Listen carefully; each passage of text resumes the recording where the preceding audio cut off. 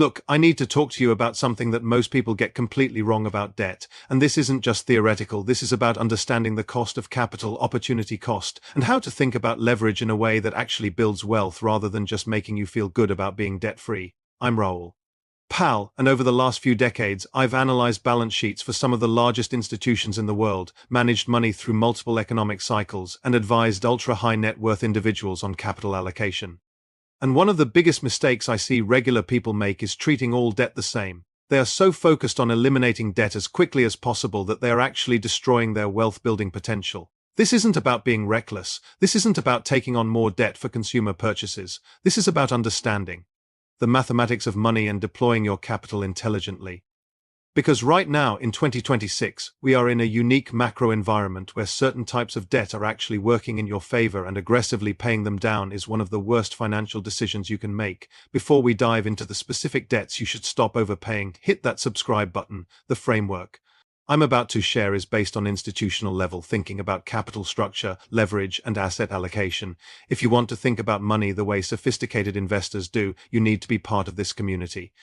Let me start with the macro context because this matters. We just went through the fastest interest rate hiking cycle in modern history. Rates went from 0 to 5% in under 2 years. But here is what most people don't realize. If you locked in debt before that spike, if you have a mortgage at 3%, a car loan at 2.5%, student loans at 4%, you have access to some of the cheapest money in human history. And that money is getting cheaper in real terms every single day because of inflation.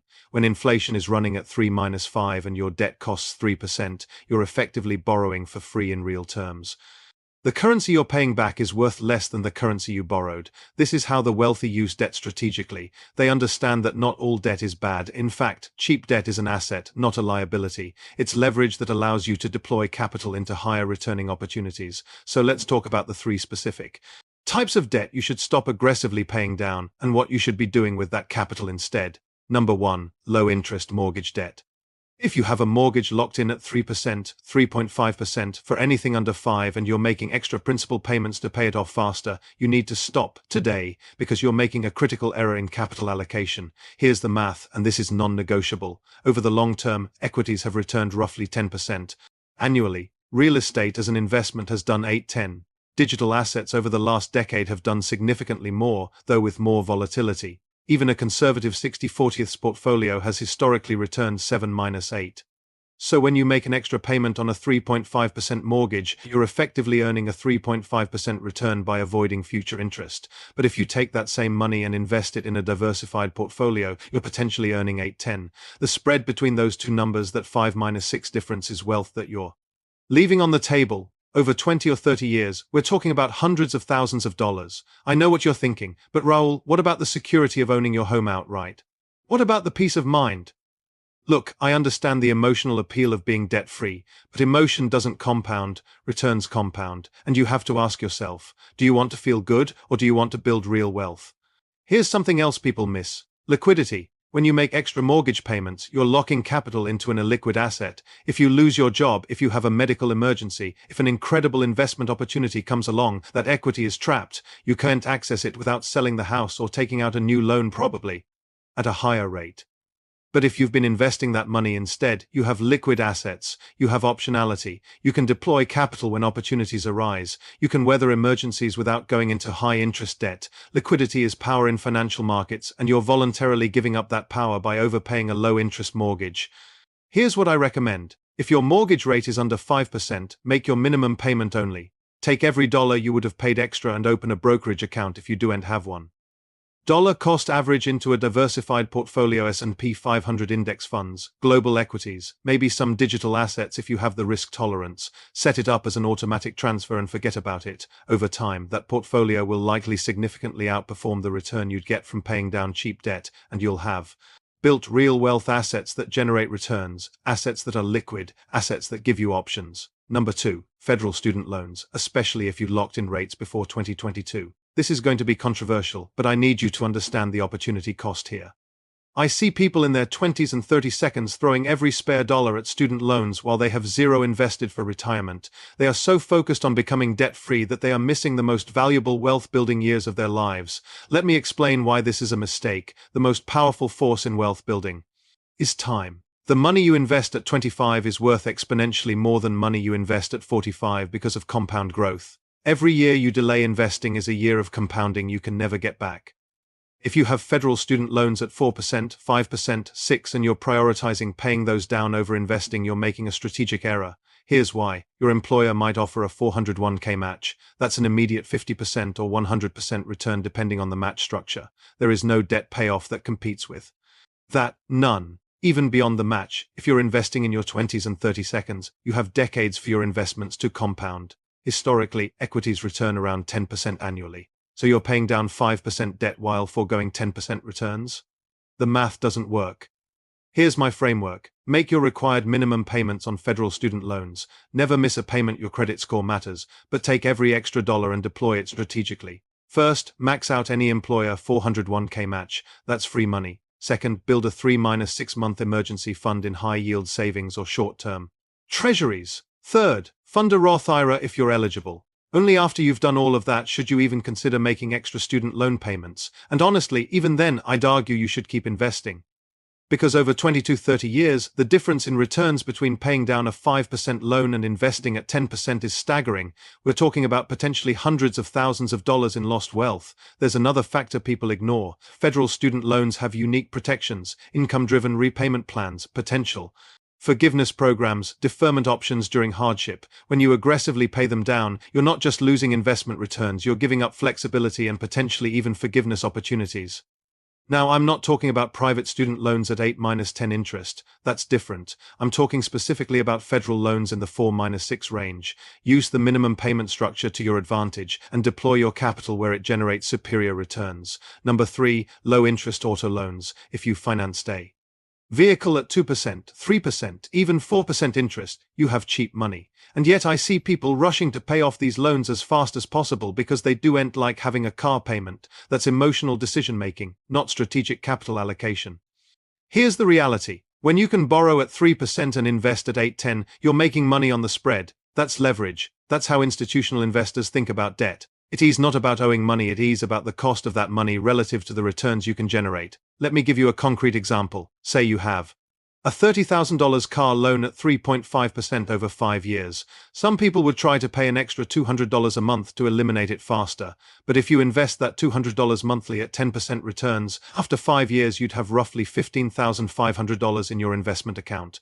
The person who paid off the car early has nothing but a depreciating asset. You have a growing portfolio, and here's the crucial part. After the car loan is paid off on schedule, you still have that investment account compounding. The other person has to start from zero. Now, I want to be clear. I'm talking about low-interest auto loans under 5%. If you're financing a car at 8%, 10%, 15% because of poor credit, that's expensive debt and needs to be addressed. And I'm not telling you to buy a car you can't afford. The payment should fit comfortably in your budget, but if you have cheap financing, use it strategically. Take the minimum payment approach, invest the difference, let that capital compound over time. Don't trap money in a depreciating asset when you could be building wealth in appreciating assets. So what should you actually be doing with this capital? This is where the wealth building happens. Every dollar you free up from not overpaying cheap debt needs to be deployed into assets that generate returns. Here's my hierarchy.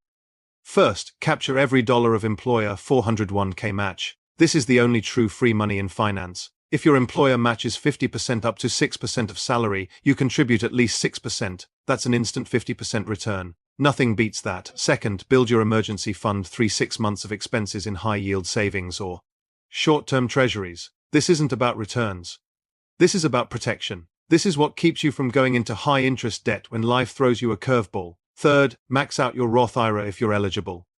For 2025, that's $7,000 annually or $8,000 if you're over 50. Tax-free growth and tax-free withdrawals in retirement. Over 30 to 40 years, this is worth hundreds of thousands in tax savings. Fourth, go back and max out your 401k contributions 23500 for 2025. Every dollar reduces your taxable income today and grows tax deferred. Fifth, and this is where I focus a lot of my energy, invest in productive assets. For most people, that means equities index funds that track the S&P 500 or total market.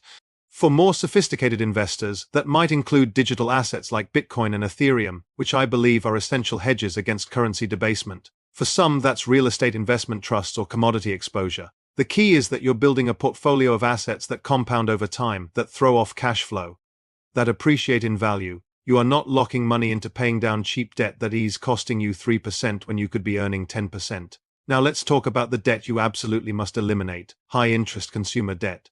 Everything I just said, it doesn't apply if you're carrying credit card balances at 20–25 interest. That's not cheap debt, that's financial cancer, and it will destroy your wealth-building potential if you don't eliminate it immediately. When you're paying 22% interest on a credit card, there is no investment that reliably beats that. The S&P 500 averages 10%. Even the best investors in the world aren't consistently generating 22% returns. So when you pay off a 22% credit card, you're earning a guaranteed 22% return, risk-free. There's nothing else like it.